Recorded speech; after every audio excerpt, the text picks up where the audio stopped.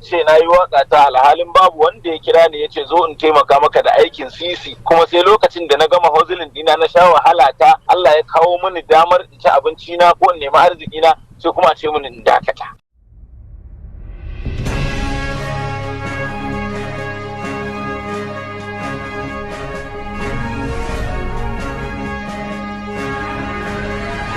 Ka danna subscribing sannan kuma ka danna alamar ƙararrawar sanarwa domin samun labaranmu kai tsaye da zarar mun ɗora. Mun gode da ziyartar wannan channel ɗin tamu mai albarka. Babu wanda ya sana gama waƙa ta ya ce in ƙi sakinta. Zazzafan martanin Ado Gwanja a yanzu haka akan cewa ya fasa sakin wandon waƙar tasa ta cas domin kuwa za ta lalata tarbiyyar yara, inda a yanzu haka Ado Gwanja ya fito ya zazzafan martani akan waɗanda suka ce kada ya saki wannan waƙar, kuma ya ɗau alwashin cewa dole sai ya saki waƙarsa domin babu wanda ya bashi ko sisi a lokacin da zai yi waƙar, haka zalika babu wanda ya bashi aidiyar da ya yi waƙar. A yanzu haka mai sauraro ka biyo ma har ƙarshen wannan bidiyon domin za ka ji yadda wannan tattaunawar ta kasance da Ado Gwanja akan cewa kada ya saki wannan waƙar tasa, kuma ya yi alwashin cewa sai ya saki wannan waƙar. Mai sauraro ka gyara zama domin jin cikakken wannan rahoton da muke ɗauke da shi a yanzu.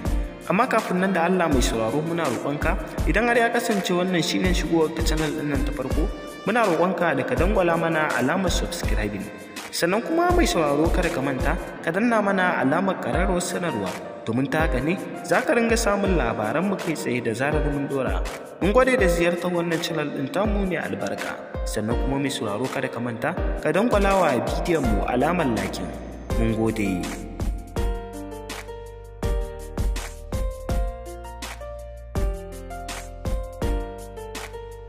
Tofa yanzu nan an gana da Ado Gwanja akan wannan waƙar tasa ta cas, kamar yadda a yanzu haka wani lauya ya kai ƙararsa gaban gwamnan Kano akan cewa bai kamata ya saki wannan waƙar ba, ya kamata a dakatar da shi. Ado Gwanja ya fusata da jin waɗannan kalaman na cewa kada ya saki wannan waƙar domin ko ya bayyana cewa ai ba zai asara ba domin ko ya kashe kuɗinsa ya waƙa, haka zalika ya zage basira ya waƙa, kuma a yanzu haka maganar da Ado Gwanja yake ya sai da waƙar, haka zalika ba a isa an hana ya saki wannan waƙar ba. Babu shakka mai sauraro kasancewa dai a kwanan nan Ado Gwanja ya wata waƙa wato Komawar, inda a yanzu haka wannan waƙar ta yi matuƙar ɗaukaka a duniya domin duk inda ka zaka ji ana sauraron wannan waƙar.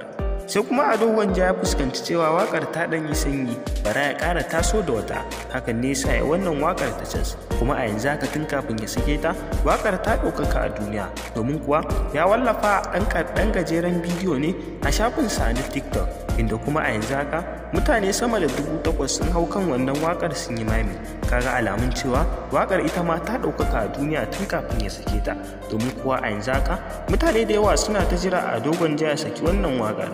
Sai kuma wannan batun ya zo na cewa a dakatar da shi kada ya saki wannan waƙar domin kuwa za ta lalata tarbiyyar yara, domin waƙar wadda ya ma ta ɓata tarbiyyar yara, hakan ne sa a yanzu haka mutane da yawa suke cewa kada Ado Gwanja ya saki wannan waƙar ta cas.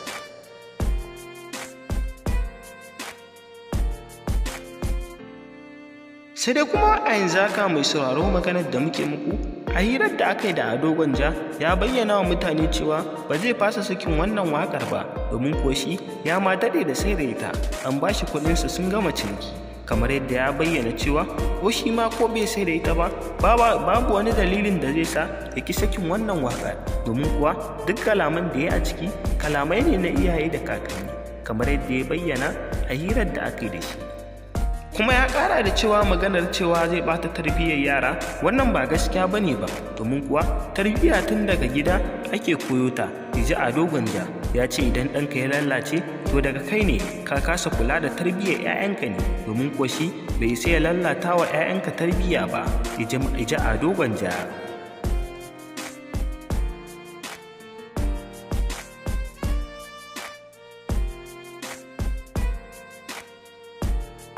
To a yanzu haka dai maganar da muke muku mai sauraro Ado Gwanja ya ce ba zai fasa sakin wannan waƙar ba, inda a yanzu haka kuma shi ya bayyana cewa ma ya sai da ita, kuma bai da wata hujja da zai ce wanda ya sai da ita ya dawo mai da kuɗin ya kawo mai waƙarsa shi kuma ya bashi kuɗinsa, yanzu an gama ciniki.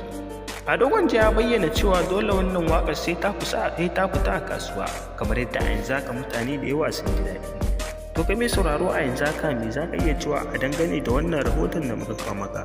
Kai ma kana goyon bayan Ado Gwanja ya saki wannan waƙar ko kuma baka goyon baya? Domin kuwa mutane da yawa suna ta maganganu a kai. Mai sauraro muna so mu ji ra'ayinka a ƙasan wannan bidiyon. Mu da nan muka kawo ƙarshen wannan rahoton namu. Kai dai kasance da wannan tasha a koda yaushe ta hanyar dangwala mana alamar subscribe. Sannan kuma kada ka manta ka danna mana alamar ƙararrawar sanarwa, domin ta haka ne za ka ringa samun labaran mu kai tsaye da zarar mun ɗora.